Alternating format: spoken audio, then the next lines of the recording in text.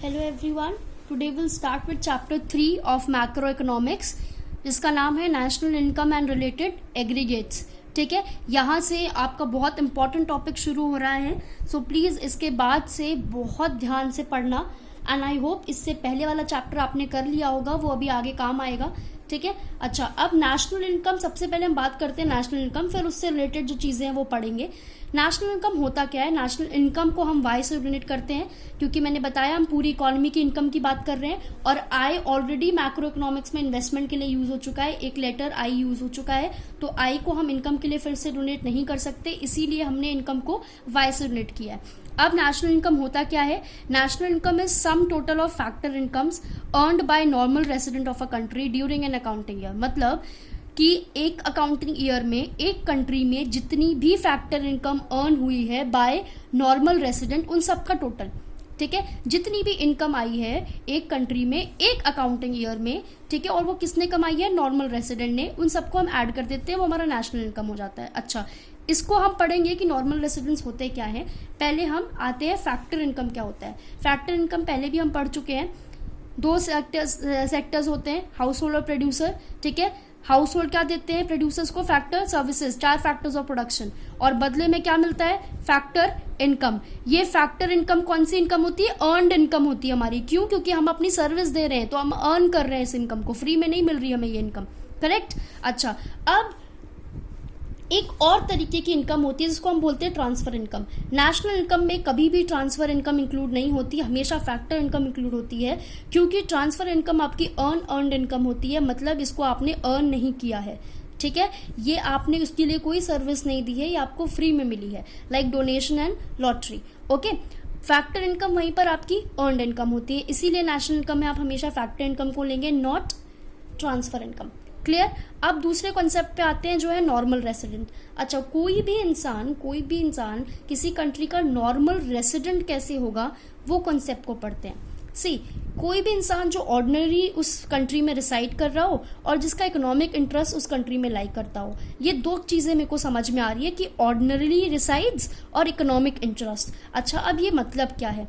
सी, ordinary resides का मतलब कोई इंसान किसी कंट्री में अगर 1 साल या 1 साल से ज्यादा रह गया, ठीक है, 1 साल या 1 साल से ज्यादा रह गया, तो वो इंसान उस कंट्री का रेसिडेंट कहलाएगा। क्या कहलाएगा? रेसिडेंट। कोई भी इंसान अगर किसी कंट्री में 1 साल या उससे ज़्यादा रह जाता है तो वो इंसान उस कंट्री का नॉर्मल रेसिडेंट हो जाता है। क्लियर। अच्छा, अब इकोनॉमिक इंटरेस्ट का क्या मतलब है? इकोनॉमिक इंटरेस्ट का मतलब है दैट उस पर्टिकुलर पर्सन का प्रोडक्शन, कंजम्पशन और इन्वेस्टमेंट उस पर्टिकुलर कंट्री में हो रहा है। प्रोडक्शन, कंजम्पशन एंड इन्वेस्टमेंट मतलब वो वहीं कमा रहा है, वहीं खर्च कर रहा है और वहीं पैसे लगा रहा है उसी कंट्री में। ठीक है, तब वो उस कंट्री का रेसिडेंट। ये दोनों कंडीशन सेटिस्फाई होनी चाहिए, तभी वो इंसान क्या कहलाएगा?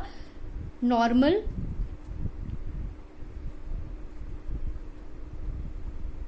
रेसिडेंट। क्या कहलाएगा? Normal resident. जब ये दोनों सिचुएशंस फुलफिल हो जाएंगी, पहली सिचुएशन कि वो इंसान उस कंट्री में 1 साल या 1 साल से ज्यादा रह गया हो, ठीक है, दूसरी वो वहीं पर अर्न करे, वहीं पे कंज्यूम करे और वहीं पर इन्वेस्ट करे। ठीक है, ये दोनों कंडीशन फुलफिल होंगी तभी कोई इंसान किसी कंट्री का नॉर्मल रेसिडेंट कहलाएगा। ठीक है। अच्छा, अब यहाँ पे don't get confuse between citizenship and normal resident. See, हम सिटीजन हो सकते हैं किसी कंट्री के, ठीक है, मैं इंडिया के सिटीजन हूँ, ठीक है, वो तो बाय बर्थ मिलता है, सिटीजन तो हूँ मैं। लेकिन अगर मैं कहीं इंडिया के बाहर जाके कहीं पर अर्न करने लगूँ और मैं 1 साल या 1 साल से ज़्यादा उस कंट्री में रह गई, तो ऑब्वियस सी बात है कि मैं जिस कंट्री में 1 साल या 1 साल से ज़्यादा रह गई तो मैं उस कंट्री की रेसिडेंट कहलाऊंगी। क्लियर। लेकिन मैं सिटीजन कहाँ की होंगी? इंडिया की, क्योंकि citizenship is decided by birth. ठीक है, तो वो सिटीजन और नॉर्मल रेसिडेंट में दोनों में डिफरेंस है, दोनों में कंफ्यूज मत होइएगा। इतना क्लियर हुआ है? अच्छा, अब हम आगे बढ़ते हैं और हम एक कॉन्सेप्ट की बात करते हैं।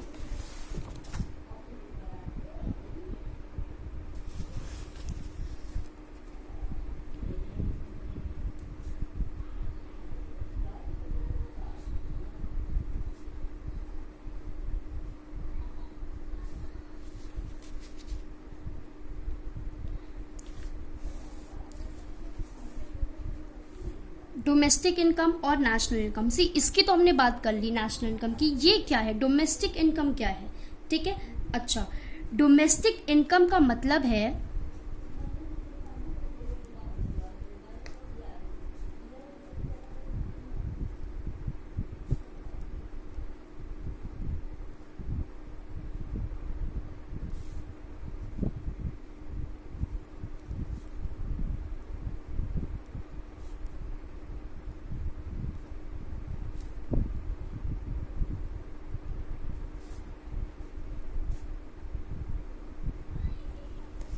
सी डोमेस्टिक इनकम का मतलब होता है sum total of factor incomes generated with in domestic territory of a country. अब इसमें डिफरेंस क्या है, देखो इसमें इन्होंने बात करी कि वही इनकम, वही फैक्टर इनकम जो हमारे नॉर्मल रेसिडेंट ने अर्न करी है, क्लियर, जो इंडिया के नॉर्मल रेसिडेंट हैं जिन्होंने अर्न करी है उसकी बात कर रहे हैं, ठीक है। इसमें ऐसा कोई बात नहीं करी कि रेसिडेंट हो या नॉन रेसिडेंट हो।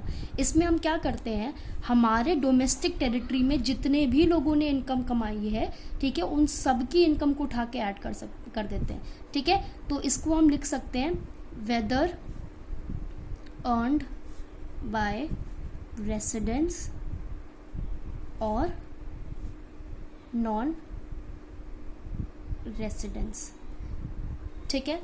दोबारा से, डोमेस्टिक इनकम का मतलब है कि हमारे डोमेस्टिक टेरिटरी में, अच्छा अब डोमेस्टिक टेरिटरी का मतलब यहाँ पर ये नहीं है कि अब वो जो इंडिया का मैप देख लो और उसमें बोलो कि जहाँ जहाँ पे इंडिया तक, जहाँ जहाँ तक इंडिया है बस उतनी डोमेस्टिक टेरिटरी, नो। इकोनॉमिक के सेंस में डोमेस्टिक टेरिटरी का मतलब है जहाँ पर भी free flow of goods and services हो, ठीक है, जहाँ पर भी free flow of goods and services हो वो आपकी डोमेस्टिक टेरिटरी होगी। फॉर एग्जांपल आपकी एक कंपनी है, वो कंपनी, ठीक है, ये आपका इंडिया है, ठीक है, ये आपकी कंपनी है, इस कंपनी ने अपनी एक ब्रांच खोली, ठीक है, से चाइना में, ठीक है। ये कंपनी कहाँ की है, इंडिया की है, इसने ब्रांच कहाँ खोली, चाइना में। अच्छा अब मुझे ये बताओ सोचकर कि ये इंडिया की कंपनी है, क्या इंडिया का जो मालिक है उसको अपनी इस ब्रांच में अंदर, ब्रांच के अंदर, हाँ कंट्री में जाने के लिए तो परमिशन की ज़रूरत है, ऑब्वियसली आप इंडिया से चाइना जा रहे हैं तो आपको वीज़ा करवाना पड़ेगा, बट क्या कंपनी के अंदर अगर उनको कुछ प्रोडक्शन कराना है, कुछ चेंजेस करने हैं, तो क्या चाइना गवर्नमेंट से पूछना पड़ेगा, नहीं पूछना पड़ेगा, ठीक है, क्योंकि ये टेरिटरी किसकी है, ये इंडियन टेरिटरी है, ये यहाँ पर ये जो कंपनी है ये किसकी है, इंडिया की है ना, तो ठीक है, तो यहाँ पर ये इंडिया की है तो इंडिया की मर्जी चलेगी, तो ये भी चाइना के अंदर ये कंपनी भी क्या हुई, हमारी डोमेस्टिक टेरिटरी हुई, ठीक है। जहाँ पर भी free flow of goods and services हो, ठीक है, वो हमारा डोमेस्टिक टेरिटरी होता है in case of economics, clear. तो मतलब क्या हुआ कि हमारे डोमेस्टिक टेरिटरी में जितनी भी फैक्टर इनकम अर्न हुई हो, हमें नहीं मतलब वो रेसिडेंट ने अर्न करी है, नॉन रेसिडेंट ने अर्न करी है, वो हमारे डोमेस्टिक टेरिटरी में अर्न हो रही है, हम उठा के उसको प्लस कर देते हैं, वो हमारा होता है डोमेस्टिक इनकम। अच्छा अब नेशनल इनकम में डिफरेंस क्या होता है, नेशनल इनकम में हम उसी इनकम को ऐड करते हैं जो हमारे रेसिडेंट ने कमाई हो, ठीक है, हमारे रेसिडेंट ने कमाई हो, क्लियर हो रहा है, ठीक है।